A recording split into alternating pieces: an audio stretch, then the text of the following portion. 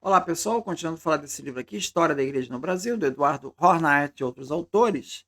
Aqui na página 168, ele vai falar sobre a análise de dois historiadores da história que falam sobre a igreja no Brasil colonial. O primeiro é Cândido Mendes, que ele vai falar o seguinte: o clero lusitano, nesses dois séculos, século XVI e XVII, corrompeu-se em demasia, preferindo sacrificar os interesses da igreja e da sociedade ao plano revolucionário da realeza e do cesarismo lusitano. Um clero assim predisposto facilmente se tornaria a presa do cisma e da heresia. Tal foi a missão do Marquês de Pombal.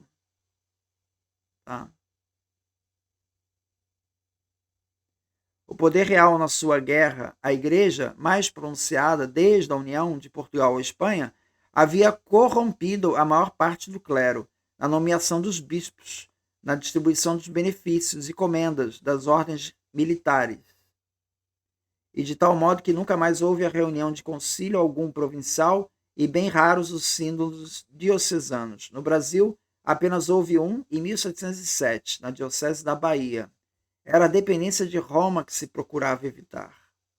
Então não tinha nem reunião de bispos aqui no Brasil, porque eram todos funcionários do governo e tudo devia ordens ao rei de Portugal. Bom, a análise Caio Prado Júnior vai na mesma linha. Ela reafirma os inconvenientes da situação de dependência da igreja colonial. Diz o Caio Prado Júnior: por efeito do padroado, a igreja não gozou nunca no Brasil de independência e autonomia. Os negócios eclesiásticos da colônia estiveram inteiramente nas mãos do rei, que deles se ocupava através do departamento de sua administração já citado acima, a mesa da consciência e ordens. Mas a Igreja de Roma exerceu sobre eles uma influência indireta e decisiva, através da preponderância de que gozou por muito tempo na corte portuguesa a Companhia de Jesus, que teve o reino até a época de Pombal enfeudado em si e ao Papa. Então, os jesuítas conseguiram sair um pouco dessa restrição do padroado. Depois da expulsão dos jesuítas, em 1759, desaparece aquela influência e o clero e os negócios eclesiásticos do Brasil ficam inteiramente entregues ao poder do suzerano da coroa, soberano da coroa.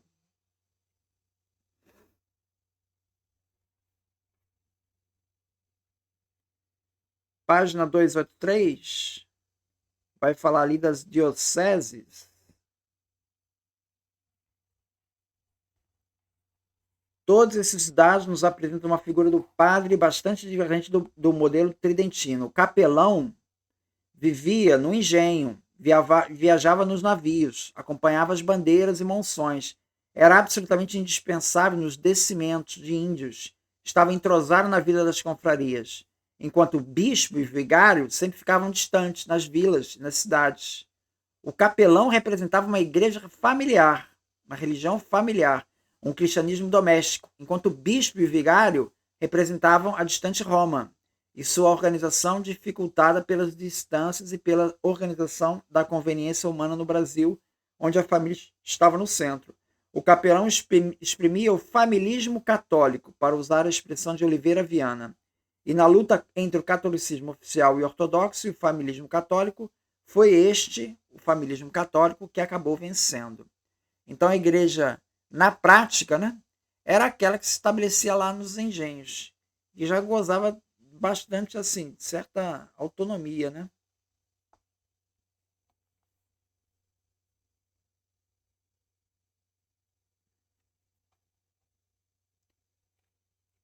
Aqui na página 173, ainda falando sobre as dioceses, ele fala assim: o primeiro bispado no Brasil foi criado já na segunda metade do século XVI, 1551, o primeiro bispado, tá?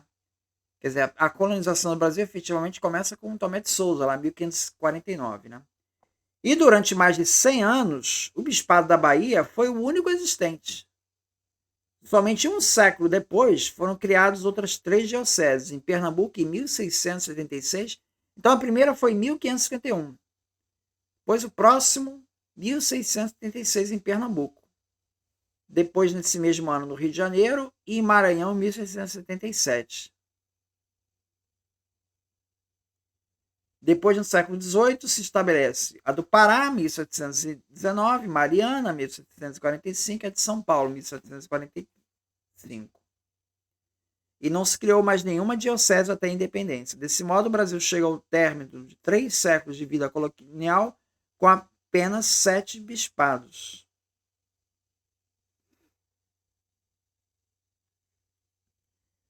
Outro ponto interessante que ele vai falar aqui na página 260,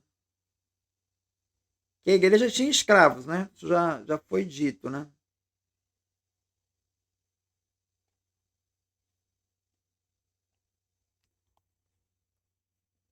Ele diz assim: houve um outro caso, silenciado por Serafim Leite. Serafim Leite foi um historiador ali da igreja, ali dos jesuítas, aí na época colonial, que ele não conta esse caso, que demonstra até que ponto a escravidão era um postulado da vida social do Brasil na primeira colonização, ou seja, ninguém questionava, a igreja não questionava.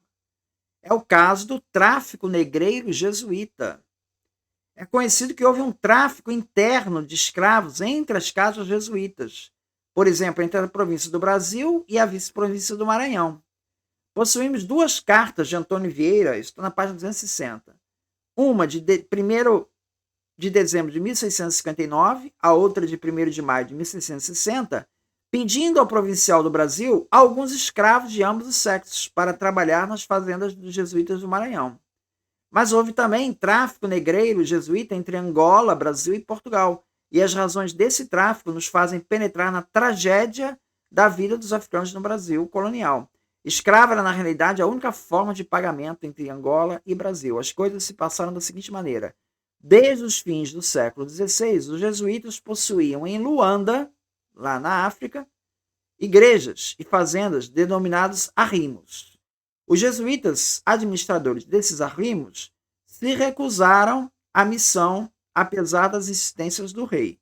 Parece que no esquema subjacente à subsistência dos missionários no Brasil e em Portugal, esses arrimos eram necessários. Em 1659, chegaram a reunir nos arrimos de Angola 10 mil escravos, que eram regularmente transportados para o Brasil e para Portugal. Em 1586, o padre Jerônimo Cardoso se queixou do envio a Portugal de índios do Brasil e pretos de Angola, com a consequência de que o geral da companhia proibiu esse tráfico em 1590. Mas a reação dos padres, na resposta coletiva de 1593, é bem significativa. Os padres argumentam que ninguém vive em Angola sem escravos. Aí diz aqui a resposta pelo geral da companhia, que é o diretor lá da companhia. Não é escandaloso de pagar as nossas dívidas com escravos, pois eles são a moeda corrente no país, assim como o ouro e a prata o são na Europa e o açúcar no Brasil.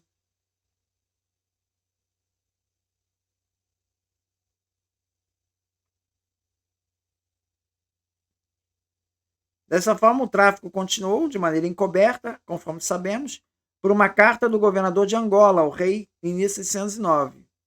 Pode-se avaliar a mentalidade que aos poucos se criou acerca dessa questão por uma carta que o padre Luiz Brandão, reitor do colégio de Luanda, enviou ao seu colégio, ao colega Alfonso de Sandoval, de Cartagena das Índias, que se escandalizava com os rumores de que ouviu acerca desse tráfico.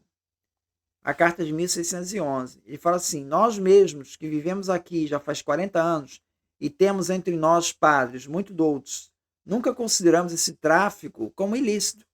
Os padres no Brasil também não. E sempre houve naquela província padres eminentes pelo seu saber.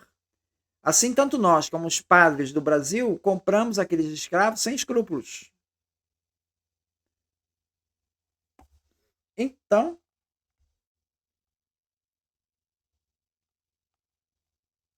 poderíamos alongar uma lista de uma série de fatos que confirmam a importância vital do tráfico negreiro, mesmo para a missão daquele período, mas vamos ficar só com um fato relativo à missão dos capuchinhos. Como as viagens eram muito custosas na época, o rei Filipe IV da Espanha deu em 1647 a quem quisesse levar ao Congo um grupo de 14 capuchinhos de faculdade de comprar na África quantos escravos quisesse e vendê-los na América. Um dos capuchinhos teve escrúpulos e se explicou nesses termos: que nossos missionários fossem indiretamente causa daquele tráfico de escravos não era certamente coisa que fosse do agrado. Infelizmente, porém, a escravidão era de uso universal, e ainda que os nossos não tivessem embarcado, a mesma se teria efetuado de qualquer outra forma. Se não fosse eu, ia ser outro. Então, o que fazer? Fui lá comprar alguns escravos. Isso de um capuchinho, tá? Então, aqui, na página 260 e 261, ele mostra a participação em tráfico, né, de religiosos participando do tráfico de escravos, diretamente do tráfico de escravos.